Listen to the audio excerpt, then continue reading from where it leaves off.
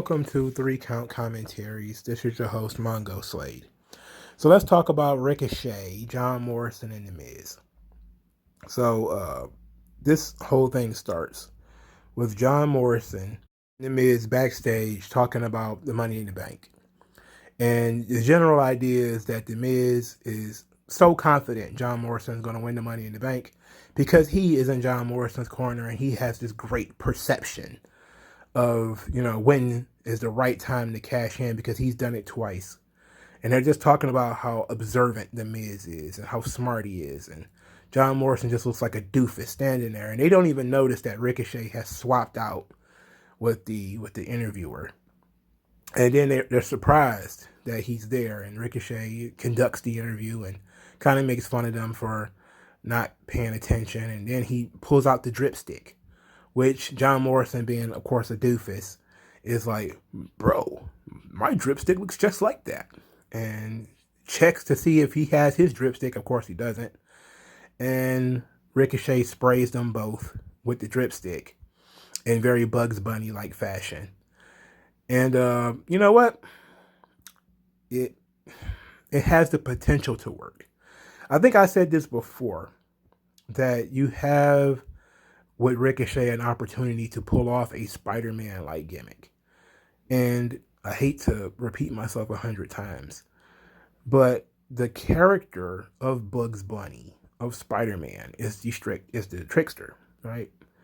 The smarter than you, faster than you, will use his wits to make you look stupid kind of character.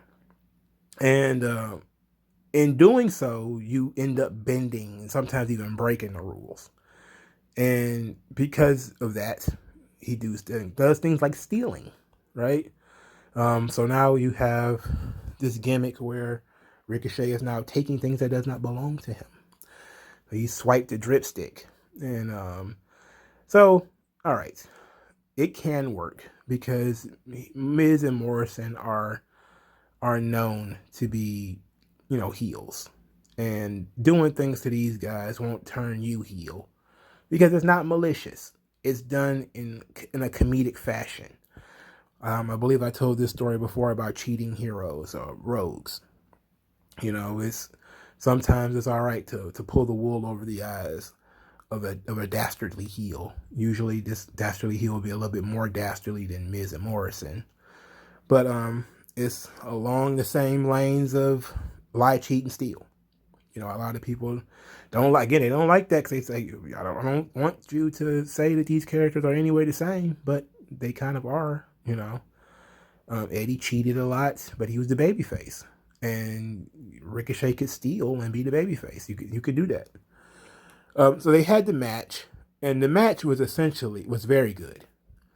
But the match was essentially two spots. The match was Ricochet jumping off of the Miz's wheelchair to do a hurricanrana, which was already nuts, right? That was already fucking crazy. It was very creative. It was a great spot. And what made it even better is that it's a situational spot. It didn't feel set up. It just felt like it was something that happened in the moment. When you would see other guys do like double jump moonsaults or double jump hurricanranas, it seemed like you have to put it together. Everybody has to be in the right place at the right time, and it has to look like you have to see it coming. In this situation, I did not see this coming, so it was a nice little trick. I enjoyed that. But of course, the reason I'm even doing this video is due to the dive outside the ring, where he sits John Morrison on the barricade, and then he springboards from in the ring across the outside onto the barricade and just nailed Morrison. And the match ends in a double countout. But it was a double countout that was well earned. This is a great spot for multiple different reasons. Not only did it look beautiful, it was also shot very well. There was no camera cuts in this spot. They showed the spot whole. Of course they didn't show that, they fell on a crash pad or whatever behind the barricade. They didn't show that. but they showed the entire flight without cutting it, which made it look good. You know, in wrestling past, the camera would have been over John Morrison's shoulder, and Ricochet would have been flying into your room, you know, flying into your bedroom, like whoosh, across the screen. But this reminded me a lot of those old Rob Van Dam helos where he would springboard into the crowd. You know, like Ricochet tapping into Rob Van Dam and Sabu in this match with the double jump Hurricanrana and, you know, this springboard helo is great stuff. You know, we already said he's a phenomenal athlete. He's a tremendous athlete. He just needs a character. And if he's going to be doing this kind of character that they have him now, where he's basically going to be Bugs Bunny, I don't know if it'll work. But it's worth a try. I mean, what else is he doing? What else is going to work? People just going to say, well, let Ricochet go out there and do what he does. It's like, you don't understand how boring it will get waiting for him to do the next fucking spot. You know, there has to be something in between that. There has to be something that makes you care about him to see the fucking spots. Like, that's the one thing that people don't seem to get when they talk about, you know, how great and athletic guys are. It's like, okay, but what if I change the channel before he does the big spot? I'll just see the big spot on Twitter. I've changed the channel because there's nothing interesting about this guy. I was just going to change the channel, and if he does something sweet, I'll see it on Twitter. You know, what you have to do is you have to catch people's attention and then drag them along and then do the big spot. So everybody's like, oh, well, I'm glad I watched this match because I didn't expect to see that, you know, as opposed to, oh, he's going to do something crazy. I'll see it later. It's not that kind of TV, man. It's not in the past, you know. When Rob Van Dam first did that whole thing when he did the helo into the crowd, I saw it through highlights first. And I wanted to see that match so badly because I was like, holy shit, you know. But I had seen Rob Van Dam matches before, and he had done crazy shit. He had a personality. While it wasn't over the top, you know, interesting, he had enough personality to keep me interested in what he was doing and who he was.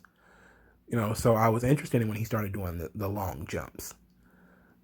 Ricochet has to work on that part. He has to work on, you know, he's not going to always have the long jump to do. You know, when the crowds are there, you're not going to have crash pads for you to fall on. He can still do creative stuff, you know, situational stuff, but it's going to have to be, you know, done a lot differently when the crowds are there. But you got to give John Morrison and Ricochet credit. This was tremendous. The match was pretty good. And the match was essentially 2 spots. That's what you walk away with. But it was still pretty good, very memorable. It's going to be a highlight reel for Ricochet. And it's going to, you know, revitalize interest in what him and what he can do. And I'm all for it. You know, I just hope the new character, the new personality that they have for him, where he's again Bugs Bunny, is going to be. Just hope that works out for him, and they don't go too far with it, and it gets too stupid. But let me know what you guys think. Like this video, share this video, subscribe to the channel, donate to the channel via Subscribestar, and I'll talk to you guys later, man. Peace. Old non-aggression. Once that lesson sets in, you'll see a session, but you got an affection for no progression, regression. The best.